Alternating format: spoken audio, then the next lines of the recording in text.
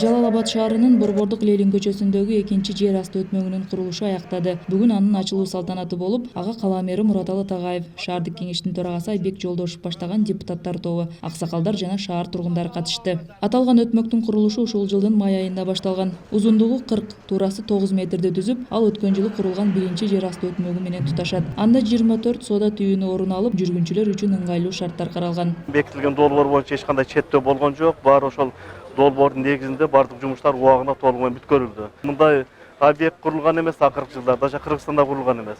Бизде Жалал Абад шаарында биринчилерден болуп, бул жер алып өтүш өтмөк жана жер үстүнөн өтүш өтмөк да бизде Жалал Абад шаарында Кыргызстан боюнча алганда биринчилерден болуп курулуш бүттү. Өтмөктүн курулушунун максаты Борбордук Ленин көчөсүндөгү автоунаа жана жөө жүргүнчүлөрдүн башаламан кыймылын жоюу жана тургундардын жолдо жүрүү коопсуздугун сактоо болуп саналат. Алдыда биринчи жана экинчи жер асты өтмөгүнө видео байкошторду орнотуу пландалууда.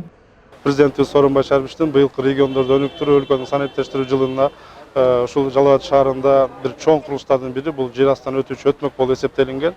Биз мына 7 октябрга бүтүрөбүз деп буга чейин убадаларыбызды бергенбиз. Мына бүгүнкү күнү ушул Кудайдын колдоосу менен эли журтубуздун мына жакшы маанайы менен бүгүнкү күндө ушул өтмөктүн ачылышын жасап отурабыз. Ушул жергиликтүү бюджеттин эсебинен курулуп бүттү. Жергиликтүү бюджеттен 30 миллиондон ашык акча каражаты каралган, бирок тендерден ушул 21 миллионго жакын акча каражатын утушуп, 12 майда бул жумуш иштери башталган. Мына 4 айдын жүзүндө бүгүн шаарыбызга тапшырып отурабыз. Эң негизги өзгөчөлүгү мына ушул ичинде мына сиздер көп болдуңуздар. Бул жерде 24 жана соода түйүнү.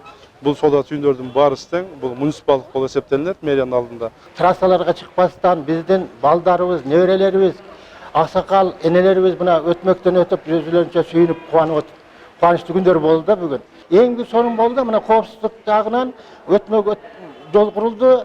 Аябай сүйүнүчтөбүз. Жана айтып кеткендей энебиз, чоң аталарыбыз, неберелер, балдарыбыз, окуучуларыбыз ушу дайым коопсуздугу жагынан жакшы нерсе болду да бул курулгандыгы. Эске салсак, Жалал Абад шаарынын жергиликтүү бюджетинен экинчи жер асты өтмөгүн курууга 30 миллион сом акча каражат каралган. Анын тендердик наркы 21 миллион сом деп бааланып, жумуш иштерин Сафари жоопкерчилиги чектелген коому жүргүздү. Нурайым Турдумаматова, Бийбек Жумабаев, Аскарбек Сабаев, Жалал Абад шаары.